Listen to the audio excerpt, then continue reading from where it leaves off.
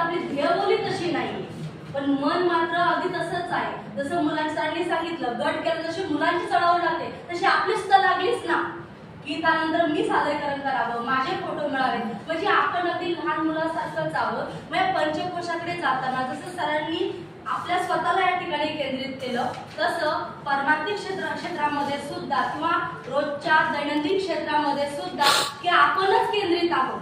आपल्या भोवती हे सगळं फिरत आहे. मग हे ज्यावेळेला अन्नमय कोशाकडे येतं, सरांनी सुंदर वर्णन केलं की आपण अन्न खातो, पचवतो का आपण ते?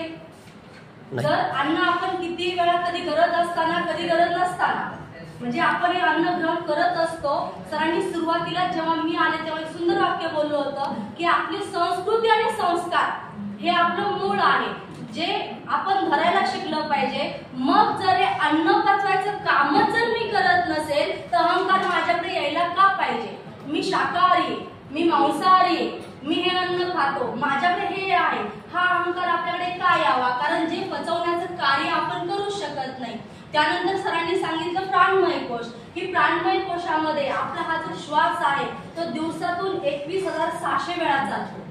मग हा जेव्हा श्वास चालतो तो इतका सहजतेने चालतो, त्या सहजतेमध्ये आनंद आहे. सहज जीवन जगायला शिकलं पाहिजे, आनंदाने जीवन जगायला शिकलं पाहिजे. पहा, आता आपण जर प्राणायाम करायला गेलो, 2 मिनिटं आपण घेतलं, चला प्राणायाम करूया, अनुलोम विलोम करूया, 10 मिनिटं करू शकू का आपण? नाही का? अट्टहास आहे, तो प्रयत्न आहे, त्याच्यामध्ये सहजता नाही. आणि जोपर्यंत आपल्या आचार आणि विचारामध्ये सहजता येत नाही ना, तोपर्यंत आपल्याला खरा आनंद मिळणार नाही. त्यानंतर ना मनोमय कोश आहे, की संत बहिणाबाई म्हणतात, मन वडाय वडाय उभ्या पिकात लढोर, किती हाकलू हाकलू फिरून येतं पिकावर.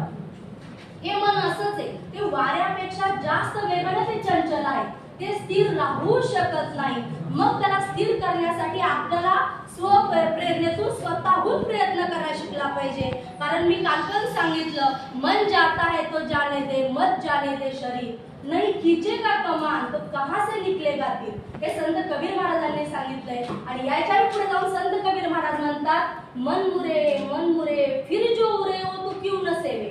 म्हणजे ध्यान धारणा होऊन जेव्हा ते स्थिर होईल, शांत होईल, पाणी जोपर्यंत प्रवाहित आहे, वाहत आहे, त्याचा खळखळाट आहे, त्याचा आवाज आहे, एकदा ते शांत झालं ना की स्थिरता आहे. मग आपल्या आयुष्यामध्ये जगण्या वागण्या बोलण्यामध्ये स्थिरता येण्यासाठी आपलं मन शांत पाहिजे. जोपर्यंत ते शांत होत नाही तोपर्यंत आपली धावाधाव संपणार नाही. विज्ञानमय जो कोश आहे याच्यामध्ये 5 ज्ञानेंद्रिय, 5 कर्मेंद्रिय आणि 1 मन. म्हणजे डोळ्याचं काम प्रत्येक मुलालाच काय, मला सुद्धा वाटतं हे मला बी लिहिता आलं पाहिजे, हे मला वाचता आलं पाहिजे. आता सर बोलत होते पण मलाही बोलता आलं पाहिजे, मला सांगता आलं पाहिजे. हे जे प्रत्येक गोष्ट मला करावीशी वाटते ना, तिथं आपली थोडीशी गफलत होऊन जाते. कारण ह्या 5 ज्ञानेंद्रियामध्ये डोळे डोळ्याचंच कार्य करतात, डोळे पाहण्याचंच कार्य करतात, ते ऐकण्याचं कार्य करत नाही. ते आपलं काम 100% प्रेझेंट राहून व्यवस्थित परफेक्ट करतात, पण आपण सगळी कामं अर्धवट करतो. आणि त्याच्यामुळे खरं तर आपल्याला जे सरांनी सांगितलं की सुख दुःख येण्याचं तेच एकमेव कारण आहे. आणि सगळ्यात शेवटचं जर पाहिलं तर आपण जन्माला का आलो, तर आनंदासाठी, मला आनंद मिळावा यासाठी. सुख नाही म्हणणार मी, कारण सुखाच्या सापेक्षेनं दुःख हे आपोआप येतच असतं. ऊन सावली आहे, सुख दुःख येणारे जाणारे आहे. फक्त आपल्याला हे आपल्या मनाला बिंबवून सांगायचंय, ये भी चला जाएगा. सुख आला, आतापर्यंत किती पैसा मिळाला, किती टिकला हो राहिला आपल्याकडे, आतापर्यंत किती धान्याची आपण पोती खाल्ली असते, कल्पना तरी आहे का आपल्याला? गेलं सगळं. ये भी चला जाएगा. सुख आलं जाईल, दुःख आलं जाईल, हताश आता कामा नये. आनंदमय कोश म्हणजे तुझं आहे तुझं पाशी, परी तू जागा चुकलाशी.